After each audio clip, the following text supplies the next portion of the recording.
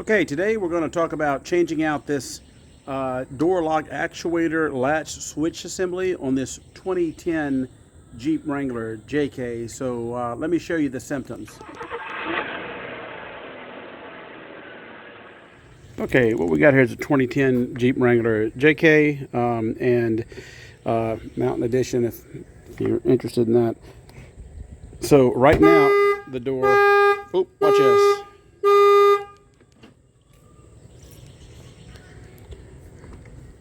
Okay, here lies the problem. So I'm going to, the door is unlocked right now. As you can see, I'm going to shut it and then I'm going to lock it. So you heard the little beep, and I'm going to go ahead and it should be locked, right? It is locked. Now I'm going to unlock it and let's see if I can open it. I still can't open it. So this thing, see, unlock, can't open it. But if I walk around to the passenger side, we'll check that and let's see if this one works. Yes, it did. So we have a problem with that lock actuator on that driver's side. All right, the very first thing you want to do is disconnect your battery because you're going to have the door open a lot and the dome light and all that other, electronic stuff. You don't want to screw any of that. All right, first thing you want to do, obviously, open the door, and there's 3 screws just like this, and you've got them in the handle here, and then there's one right here underneath this little map pocket, and then this thing should just pop out and pop up. Whoops, there's another one right here. So you've got one underneath this pocket and one here. Let me make sure there's nothing else. I think that's it. There's one here, but I don't think you have to take that off. And then you should be able to just lift it up. So you did not have to take this off. Okay, that came off fairly easy. And it looks like you've got an extra little piece here we have to deal with, your window channel. And there's only one electrical connection. It's for your door lock. And looks like everything stayed intact, so easy peasy. And here's where the fun part starts. So you've got all of these bolts, it look like 10mm all the way around here, and we probably will have to remove that Torx, which is in there, and it's probably a bolt behind here we have to remove, and we've got to remove these right here, these 3 here. So let's get started with that. Okay, I removed all the 10 perimeter bolts out of there. Those were 10mm. This is your window motor here, so easy access to that if you would ever need to do that. And let's see how this comes out. I do believe I will have to take out this little Torx head right here. So I did have to remove that. This is a T30 Torx. Then I will take this and slide it forward and remove it. Looks like we have a little plastic clip here we have to remove. We'll get that off. All right, and then there is this little black one right here. There you go. All right, I'm going to use one of these little plastic tools to pry this away. It looks like it's got some sticky stuff on it. All right, so I know I'm going to now have to take this off. So I'm going to pull this electrical connector off. So you have to slide this out. And this little piece right here, you're going to have to squeeze this in and push this in, because that is, I think, holding these cables right here. Okay, and before you remove it, I just found out you also have to, I think, remove the striker bolt. So let's do that. I'm going to go ahead and remove these Torx from this little thing here. It might give me a little bit more wiggle room. And you're going to want to tape your window in the up position to keep it from falling down, because I think when we pull this away, it's going to pull the motor away, and there might not be anything for this to hold on to, so we're going to do that as a safety precaution. All right, I think I need to remove this too. I'm going to go ahead and remove that because I think it's holding on, not really sure, but for some reason this thing so far will not come off. But anyway, if you have to change a motor, this will be pretty easy to do. Okay, I'm not sure I'm going to edit this out or not, but I think we have to, I'm busting these out with a little screwdriver. I think we're going to need some access here, because what I think's happening is the window regulator, which is still good, is actually bolted reverse into here, and it's holding this panel on where I can't get it loose. So I think that's what these panels are for. And then I'll have to lower the window and then access some little tabs in here. Now the pain is that the window motor is way over here, the switch.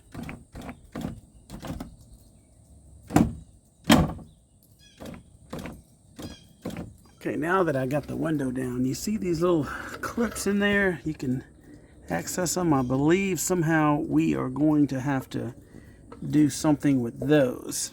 Okay, basically what I did was I took 2 flathead screwdrivers and I put one in there and another one on this side, and it kept those little pins pushed in, and then I pulled the glass up and taped it up. I'm hoping that will get it to where I can remove this panel now. Yes, now with the window removed, I can start removing this panel because now it comes way out here. All right, as you can see now, I have to go in here. Let's see if you can see it. And I have to remove one of these clips because it is connected to the exterior door handle and so forth. So I'm going to take those clips off. You need to take this plug out here. And there is a little, I think 8mm bolt way up in there. Okay, that is actually a nut up in there. Okay, I believe it's ready to come out. Make sure your wire is loose. You should be able just to manipulate this thing out and it'll all come out in one unit. Whew. That was way too hard. All right, so there's the thing we need to fix. All right, so what we got here is a good old Dorman unit. It says we've got your back, okay. Dorman OE Solutions 931-964, made in the mainland, you know. So I sure hope this is going to be a decent replacement. It was the only one I could find. So let's do some comparison. Okay, first initial look, it looks very similar. So with the exception of a few. Now, according to the AutoZone website, this is the correct one for the front left, which the left is the driver's side. No, I didn't pay that much, $174 for this. I think I got it for like 50 bucks off of Rock Auto.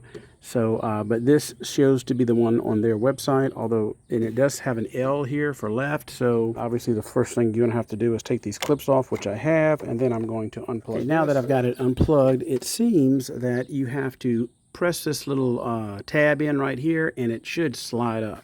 So I'm going to attempt to do that with this screwdriver here. Well, before I do that, there are a couple of clips, more clips I have to unhook. This one and this one. So that piece slided out, and then you have to, this piece here, like you pull it out.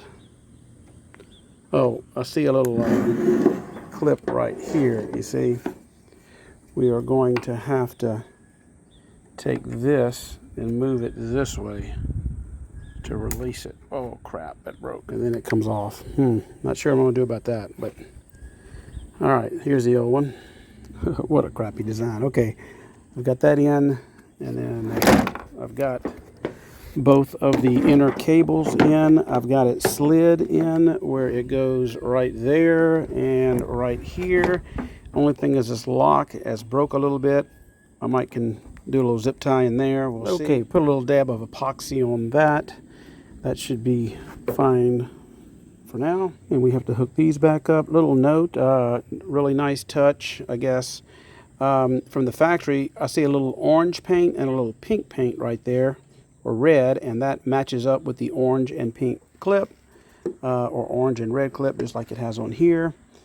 I would imagine the other ones might be color-coded as well. Now I'm going to plug the connector in. I did put a zip tie after I epoxied that. I think that, I don't really think that even really matters as long as it's in here, because it'll be all bolted in at the time. So anyhow, looks like we're ready to go back in. Now is a good time to clean out your little weep holes down there and any debris that is in your door panel. Now I am going to spray some silicone lubricant in these little areas here. To give me. The installation's pretty easy. It's the reverse. You kind of have to go in at an angle.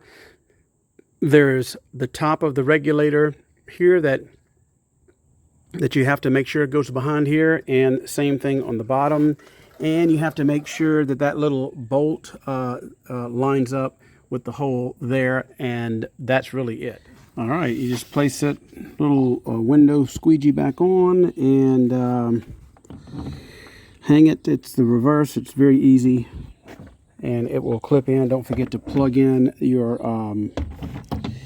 power wire for your power door locks if you have. And put in your Torx bolt here, and then you'll have your 2 screws here, and then you'll have your 2 screws here, and that's it.